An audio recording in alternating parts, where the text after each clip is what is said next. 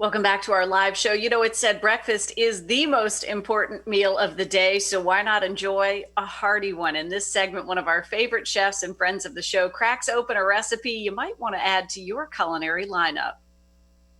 At Virginia This Morning, we love our second breakfast. And today, the kitchen magician, Chef Ausar AriAnkh, returns to share seafood eggs benedict with hollandaise sauce and poached eggs. Hi, Chef. How you doing? I'm doing well, but I cannot say that I've ever made eggs benedict or level 2 seafood eggs benedict. So tell us what we need to get started and how we go about this. Well, it's a pretty simple recipe. I know I say that all the time, but it's just a few ingredients. We're going to start with, of course, a nice English muffin. You need some eggs. I added a little spin-off on it. I added some fresh sliced tomato, avocado, and we're going to make a hollandaise sauce. We're going to finish that off with a little bit of chives on the top and then drizzle a little bit of balsamic glaze just to give it a slight little sweet variance and give it a nice little eye appeal and pop. And that eye appeal is something that not all of us, including myself, have yet mastered. So let's jump right in and see how beautiful we can make this. Okay, so I toasted the English muffin already. As you can see, it has a nice little toast to it. You want it to have that nice brown color to it. That caramelization from the butter brings out some natural sweetness and that goodness in that English muffin. So I have a nice hot pan already. I'm just going to add a little bit of olive oil to that pan. And from there, I'm going to take my 1620 shrimp and put that in there. That's all for the TV effect right there, you know. Then I'm going to add a little bit of the Old Bay, a little Old Bay seasoning on that. And they cook very quickly, so, put it on one side for about 30 seconds, then I flipped it. Once I flipped it now, I have the lump crab meat right here. Go ahead and add some of that in there.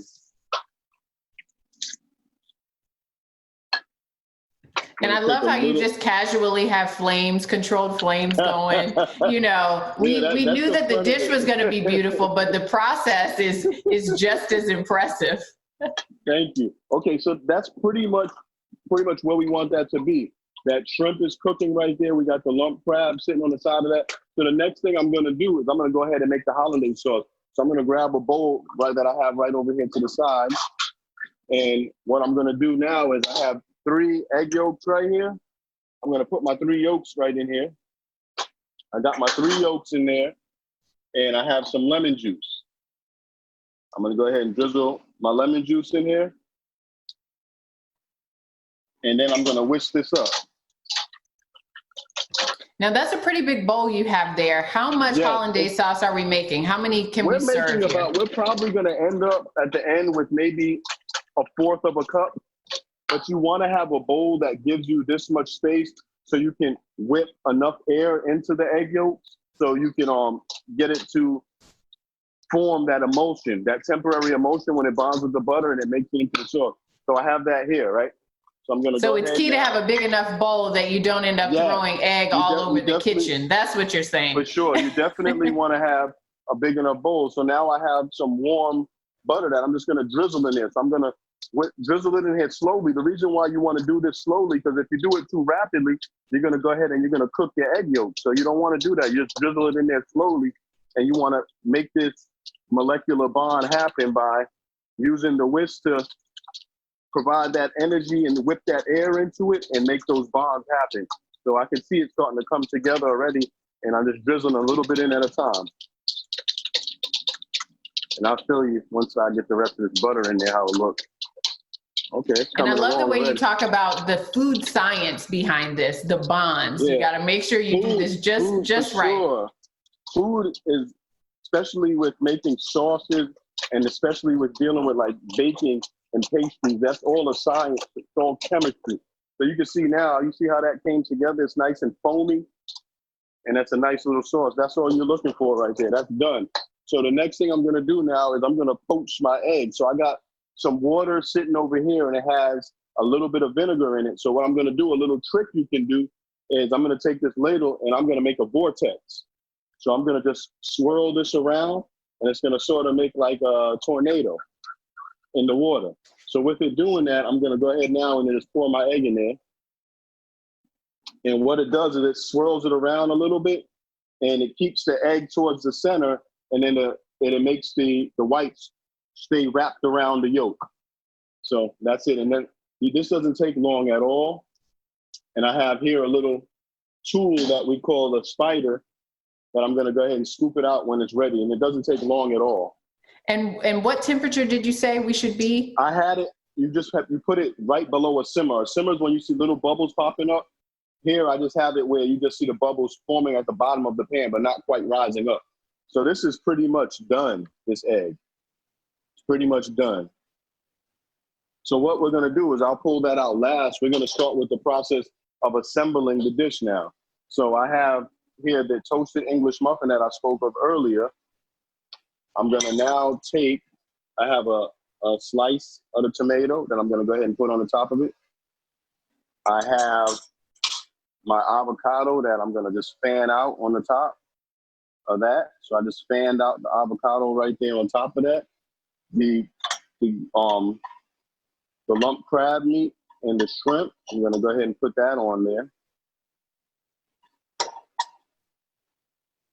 put the lump crab. I'm gonna save the shrimp to top it off with though. So we got that going. And now I'm gonna take out the poached egg. So I'm gonna use that fancy tool I told you about. I grabbed it, I poured that in there. Push that off. So I got my poached egg ready to go. I'm gonna pour that right on the top of this now. Poached egg is sitting on there nicely. And then what I'm gonna do now is get my hollandaise sauce. That's nice and fluffy, whipped up beautifully. I'm gonna take my ladle, get a little bit of that, just ladle it over the top. Comes down, see how it came down nice and put that on there like that? Yeah, we need you to lift up your dish there so we can see a little bit better. Okay, so I just added the shrimp on top. I'm gonna add a little bit more. And then I'm gonna garnish it with some chives. Fresh chives on the top. And then I'll have some of the balsamic that I'm gonna just drizzle. And then you're done. So I'm gonna show you the finished product. Oh my goodness. That's it, there you have it. So what I saw at the end is we've got some key drizzling, some garnishes that really give it the eye-catching look that only you can make. But I think we'll put some things in some nice, beautiful white dishes and drizzle them. And I think we'll at least get pretty close. Exactly. I say practice makes perfect. You know, when you put they say you put your 10,000 hours into anything and you become a master at it. So if you drizzle enough things, you'll become the master drizzler.